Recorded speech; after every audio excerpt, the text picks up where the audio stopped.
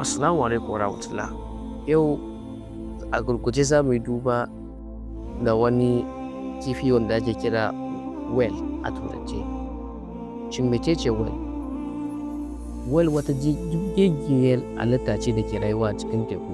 Duk da cewa mutane da yawa suna kiransa kifi, a ilimance whale ba kifi ba ne, dabba ce mai shayarwa wanda a turance ake kira da mammal. Ga takaitaccen bayani game da wannan halitta. Na farko, yaya halittar whale take? Whale ba kamar kifi ba ne, ta kasance kamar sauran dabbobi ne masu shayarwa. Whale suna da jini mai ɗumi, suna shakar iska ta hanci ba ta gills kamar sauran kifi ba, kuma suna haihuwar 'ya'yansu sannan su shayar da su madara.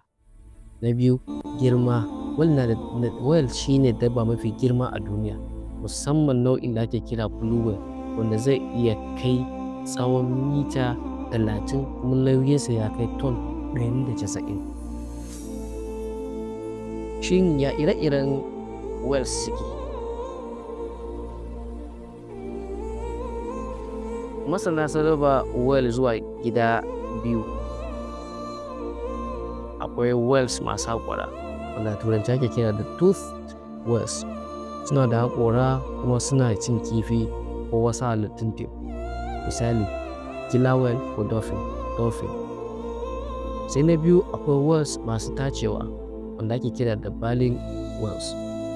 Su wannan sun kasance ba su da haƙora, maimakon haka suna da wani abu kamar abin tata da ake ce ma baleen, wanda suke amfani da shi wajen tace ƙananan halittu kamar krill daga ruwa.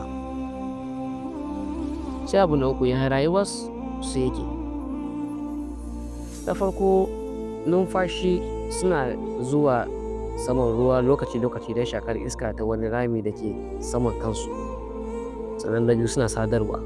Shine whales suna da matuƙar basira, suna sadarwa da juna ta hanyar waƙoƙi ko sautuka masu ƙara. Za su iya tafiya nisan dubban kilomita a cikin ruwa. Sai na uku, sun ƙaura. Whales suna yin doguwar tafiya su ƙaura daga tekuna masu sanyi zuwa masu ɗumi don haihuwa ko neman abinci. Abu na hudu, menene muhimmancin su? Wato muhimmancin su wannan whale ɗin. Na farko dai, daidaiton teku. Suna taimakawa wajen kiyaye tsarin halittun teku ta hanyar abinci da kuma takin da suke bari, wanda ke taimakawa tsiro na cikin teku ya girma. Sai kuma ɓangaren tattalin arziki. A wasu ƙasashen ana amfani da su wajen yawon buɗe ido, wanda a turanci ake kira da whale watching.